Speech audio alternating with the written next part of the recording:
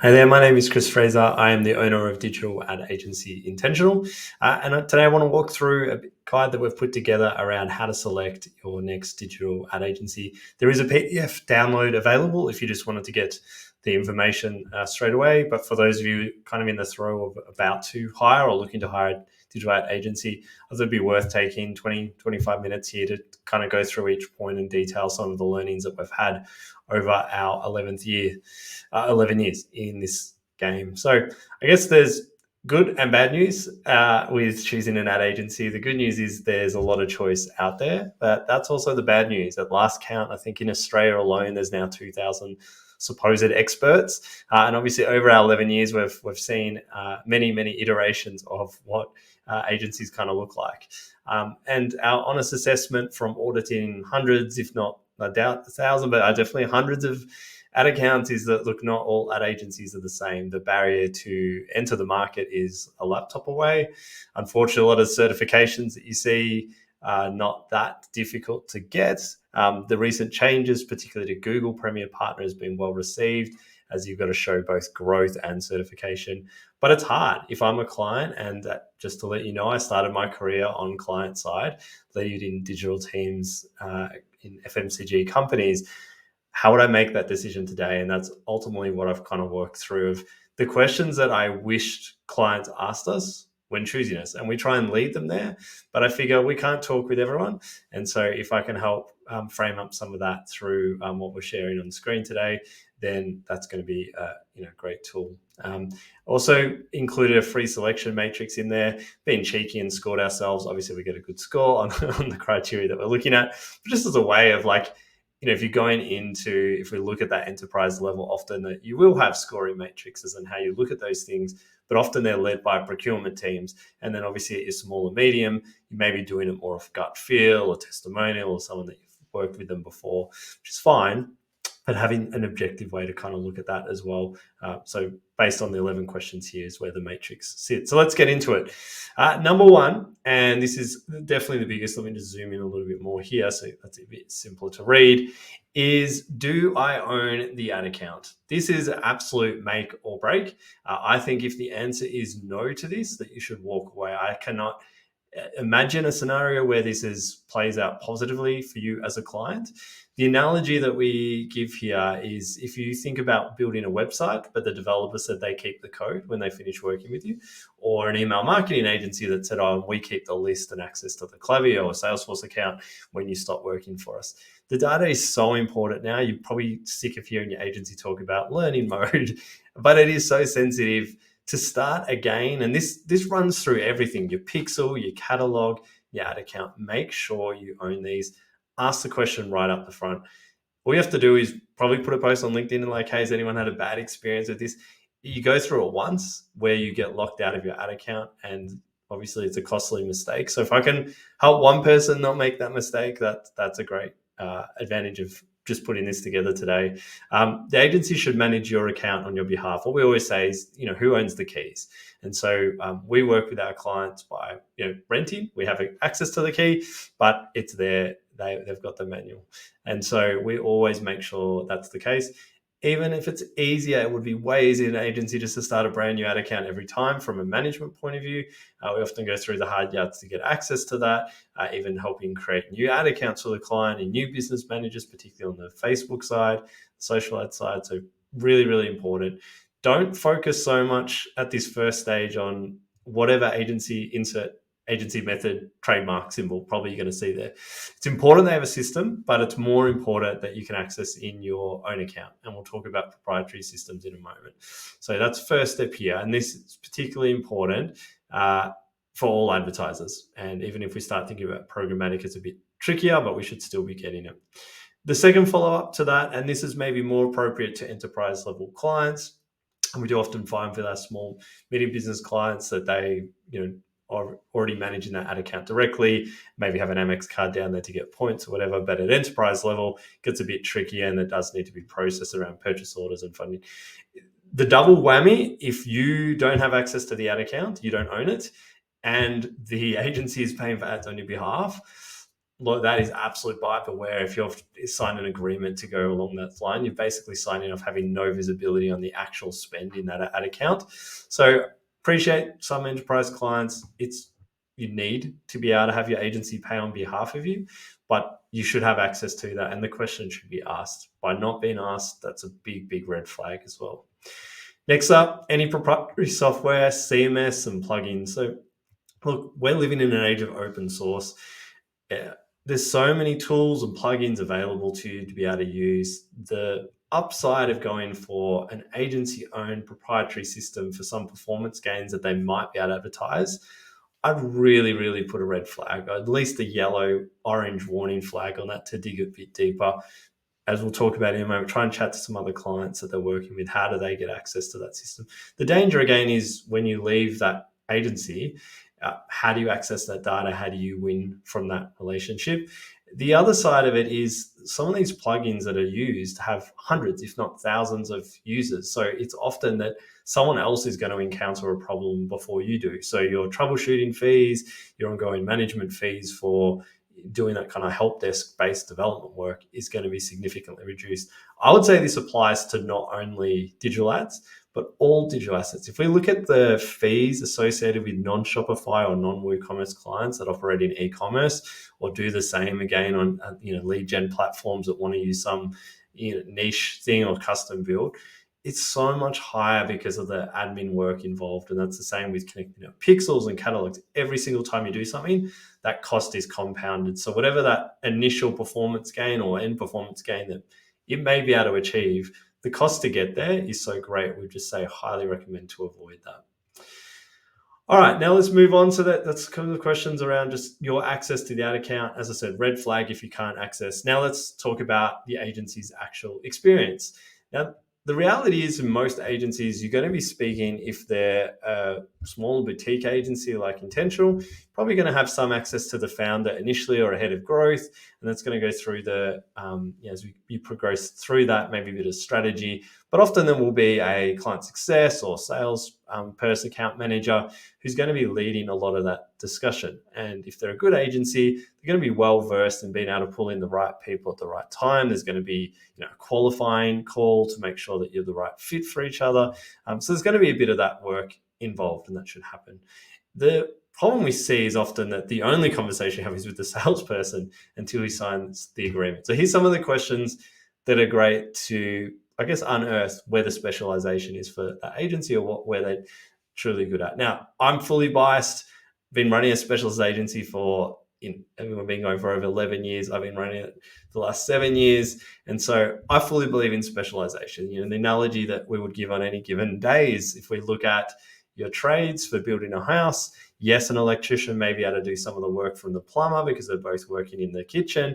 But who do you really want to be doing your plumbing? Is it the electrician or the plumbing? There's obviously reasons you'd go with the electrician. A bit cheaper. There's one person in there. It's easy to invoice. But long-term, being able to work on that, it obviously makes it a bit more difficult. I believe it's the same from my experience of seeing digital ad agencies or digital agencies in general.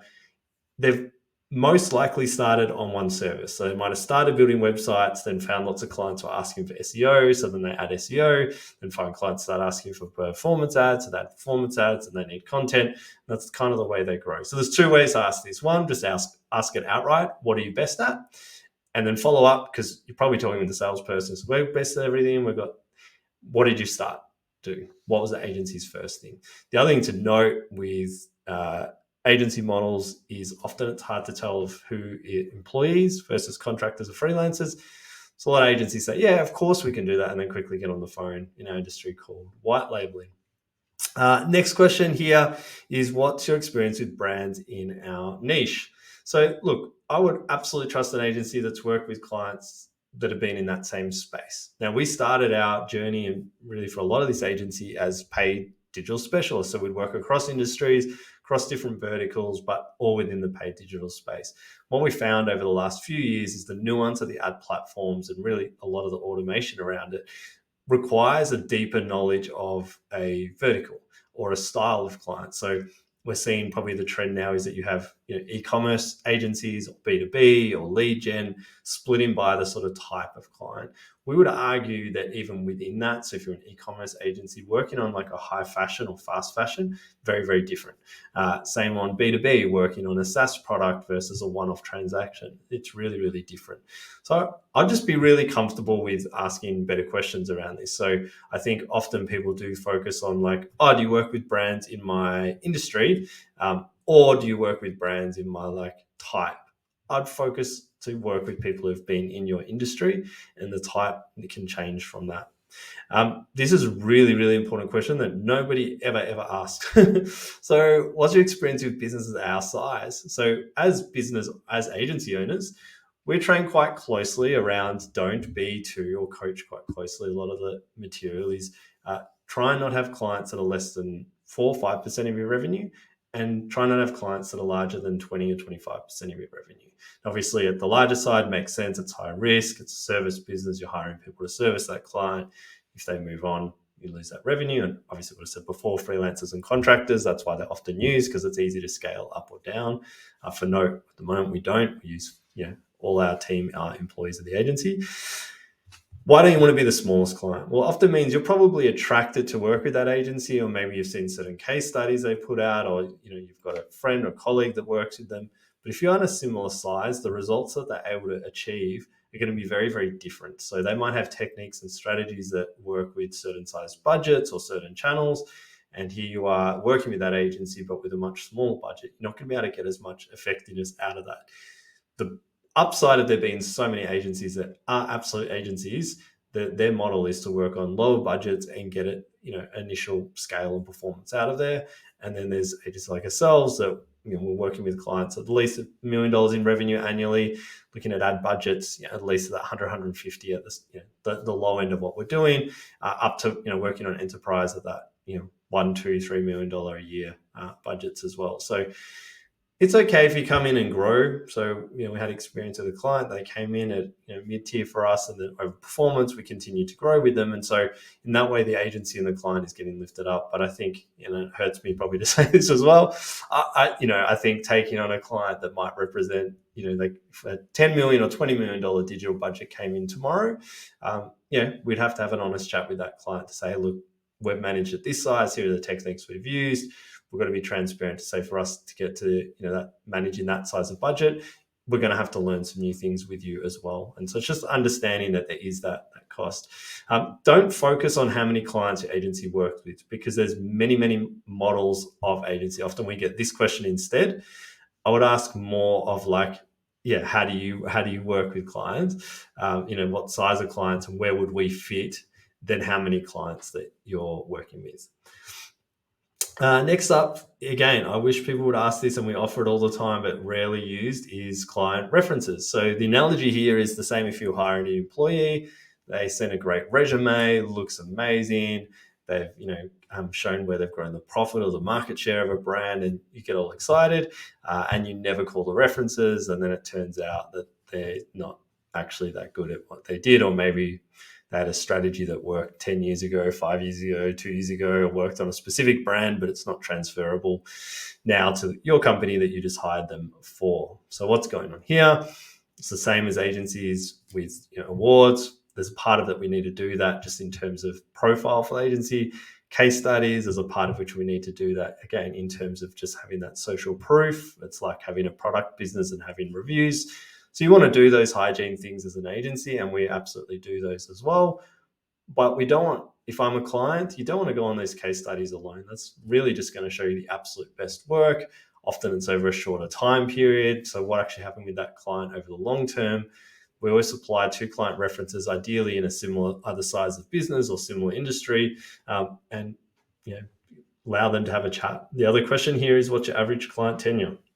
We have as a KPI internally, bonuses paid on our clients staying with us for more than 3 years. And so again, there's many agency models, churn and burn, work with you for a year, we'll get you from here to there, but we're not the guys to keep going. It's just understand this before you get started. Again, I think I've matured from going, oh, that's wrong way, to there's a right agency for pretty much every client. It's just about making sure you're working with that agency and client at the right timing. Okay, let's get into people. So as I said before, that question that people can often ask around, oh, how many clients do you work with, can be completely misleading. If I told you that we work with 18 active clients now, I might give you a feeling like, oh, okay, that's not that many clients. Someone might say, hey, we work with 150 clients. Like, oh, that's actually a lot of clients. But the question people never really ask or ask without really understanding is, how many people in your agency, and can you explain your structure? Now, in an absolute crude sense, any service business, we don't have products, we have people. And so the output of our agency is going to be defined by the number of people we have, and then the amount of hours or time that we dedicate to each client. So some agencies might have a out of the box method that gets applied to everybody, and it's a short period of time, and that enables an individual specialist to be working on 40 or 50 or 60. We've heard clients in one go. That's a lot of clients. They also might be working across every single channel. So it might be one person who manages all your ads. They could even be the person that's also on the phone to you each month to go through your report. So that absolutely could work. If you're a size of business spending $500,000 a month, probably not going to need hours and hours and hours. It's going to stabilize that ad account, and it's not going to change too much. Different. What if you're spending $25,000 a month on each channel? So you got $100,000 a month budget across 4 channels. Obviously, you want to hope that you're getting a bit more time spent on your account. So it's just worth understanding. The old maxim of quality, price, and speed, I think, is really, really true with agencies from what we're seeing. So you can pick any 2, but you cannot have all 3. This other question's a strange one as well. Who do I speak with each month? So again, there's a huge variety. And I mean, I put this out, it might blow up our sales process a little bit, because I've always been able to say, manage a small team, like, hey, you always have access to myself or a strategist on the account, which is true. But that's not necessarily, makes you feel better in that moment. But actually, there's such a huge variety of models. For some clients, it might be best just to have, hey, it's one person, I'm speaking with every month, they're the person doing the work, and we can just fly through. For others, you want cross-channel, you need to take in marketing objectives into your overall business, or marketing objectives to understand your actual digital advertising.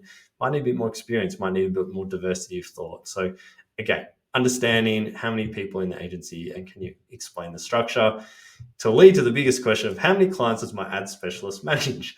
So if we're 8 in our team and we have 18 clients, that might sound like a lot to understand. Well, actually, there's someone within those that's actually working across specific channels. So the 8 in our team, they're taking across either Google or Facebook, paid social, programmatic. So we're splitting that work. There's a strategist that's leading that for all of them. So having that structure means that we're confident that we're giving the client the best of strategy, but also execution. And that's the model we work on. We're low volume and high depth. We speaking regularly with the clients. We're getting involved in what they're doing from a business objective point of view. We're trying to grow awareness metrics as well as bottom of the funnel conversion metrics. So we have a high touch relationship with a lot of our clients. Open Zoom channels, shared ClickUp boards. That's our model. And so our specialists are not as available as maybe if you're in high volume. And so I think don't focus on titles here. Whenever we're hiring, it's a challenge, because people have these incredible titles. You're like, oh, okay, wow, this person will be worth chatting with. And you notice that they've spent as long managing a general pants store as they have been in digital ads, but they're apparently the digital ad expert or a director or the head of something. And so, look, agencies, being marketers, obviously use the levers we have to position, and or appears that's one of the levers that people do pull in the industry. So don't just look at the titles and, oh wow, everyone's really experienced in here. I think actually being asked those questions about structure, how many clients, will give you a better understanding in terms of who you're working with. All right, now let's finish on fees. So fee structures, look, in the early days of digital advertising, pretty much everybody took the lead of traditional media, which was the percentage of ad spend. And intentional was included in this. What we found about 5 years ago was, as automation increased, as the weight of budgets increased as well, started being this kind of disproportionate amount of work. So just the kind of selling point was like, hey, as your budget increases, so does our fee. We're both win-win. And then there's kind of this inflection point where, while a lot of the bidding and budgeting is now taken care of by the ad platform. So if a campaign goes from $10,000 a month to $15,000 a month, that could be just as simple as updating that daily budget across the campaigns that you need. There might not even be as many campaigns as there once were. So budget doesn't necessarily dictate an increase. At the same time, I understand that people have taken different approaches to percentage of fees, so they sliding scale. So as you increase your spend, that percentage amount comes back. Look, all in all, if you look across many accounts, it's probably one and the same in terms of going for percentage. And there's some pros and cons that we've included here as well. So pros, it should scale with performance, i.e. you're not going to increase your budget unless performance is there. However, there's some some downside of that in terms of the rise of automation, as we spoke about. Efficient to test new campaigns within existing platforms. So if I'm a client, that's a great win because I can say, hey, haven't we had this campaign or this test? The con of that is the agency is not as incentivized to test more channels. So if we're on Google, or say we're on Facebook and Facebook's, we're not quite sure about it, or performance is okay, well, what's the incentive to go try Pinterest? Because Pinterest, it's like if I spend $1,000 on Pinterest, I may need to have someone else, or now that specialist having to learn a new platform. And so that was one of the things when we were percentage that we found we probably weren't as willing to what about this new thing? Because we wouldn't recoup money on it, or kind of outweigh, and the budget you would want to have as a client to test that isn't going to align to, if you're at 10% or 15% of budget and you're spending $3,000 on a new channel, is agency making money off a $300 a month Pinterest campaign? Is that going to be the best performance? Hybrid, so this is where you might have let's address that last con. So look, any new channel might be $1,000 a month, $1,500 a month, and plus a percentage, and it might be a smaller percentage. That might be 4 to 8%. So Pinterest, that $3,000, that's fine. It's $3,000, but it is $1,000 to test that as a channel, and we'll have the 5% of that on top. There's clear alignment for client and agency now on incentive and scope, so it's pretty clear to everybody what we're working on, the reasons to kind of trigger that. The fees do still scale with performance. You're not going to add channels for a long period of time if the performance is not there, and obviously that percentage is still going up. Where it gets a bit murky though is now what happens when we're adding new countries or product sets. We work with a lot of niche brands which might own a category, but then they might want to split out those different categories. So you might have like a sport and then you want to see how the different audiences set. So you're now increasing the amount of campaigns within a single spend. How incentivized again are you to kind of do that? The other problem is you start getting stuck at a certain scaled level because there's sort of this trade-off between what performance may start dipping. If we go any more, I don't want to pay the agency as well as the spend there. And so then you can move into packages. And so from what we've found, this is where we're sitting at the moment with the clients, is it's absolutely the clearest alignment for both yourself as a client, agency on the scope and the growth. So we can build out a 6-month growth plan. We can say, here's the package we're on today. If we hit these growth metrics, we think we're going to need these additional elements of the channels, new campaigns, products that split out.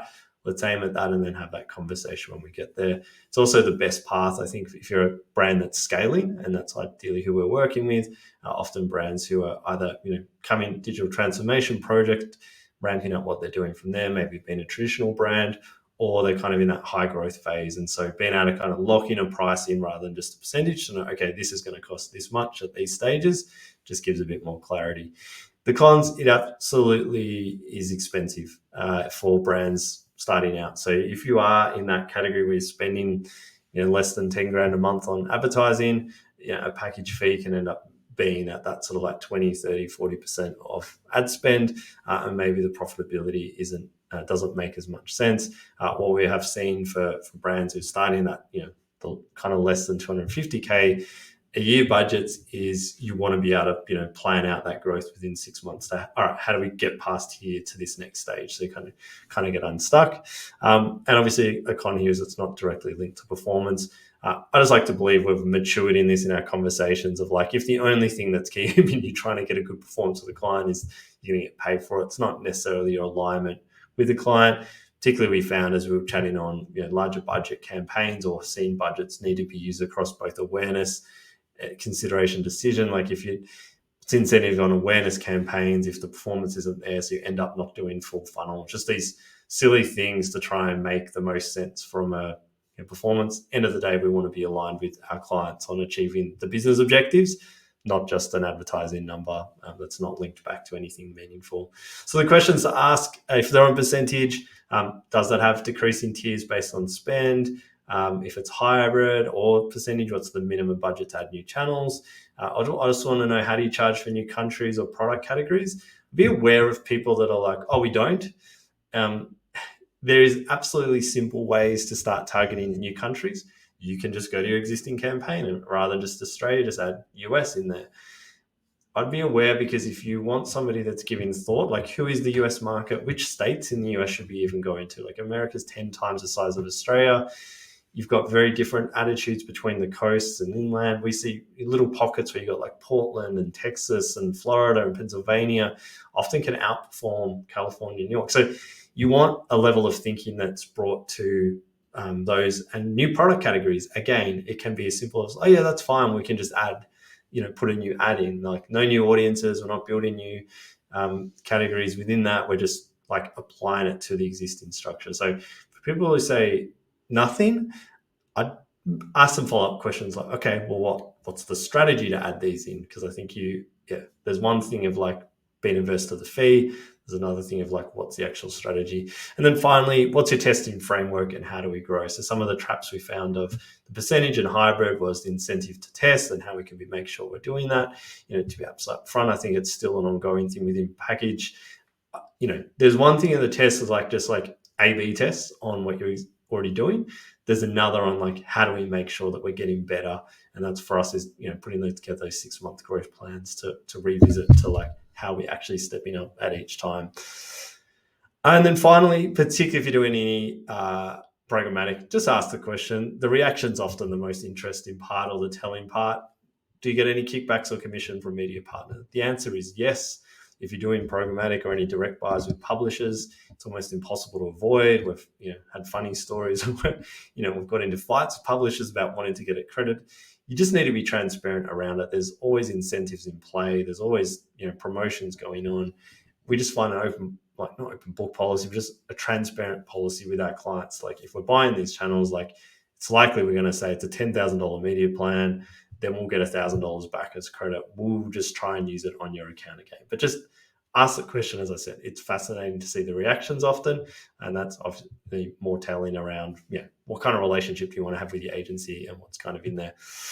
All right, I think that's it for the questions that I would ask. As mentioned, there's PDF download, and the matrix is available as well from that. And then just back to that first question around, do you own your ad account? If you don't, and you would like to know how you can get admin access, can find me on LinkedIn and send me a DM or send us an email, hello@intention.al. We'll be happy to kind of just direct you where to find access to those points. And of course, if you are an intentional brand, if you work in a niche, if you are in that scaling mode, if your revenue's million to 10 million, your ad budget's getting past that 250K, we'd love to have a chat with you about if we're the right fit. We really are knuckling down on working with brands who are solving problems, doing one thing well. We often find that's in sports and outdoor, health and medical, design and tech. So if you find yourselves in those categories, love to have a chat. Otherwise, can you hear any feedback? Find me on LinkedIn. Happy to put out more of this content as we move forward through the year. Thanks so much. Bye.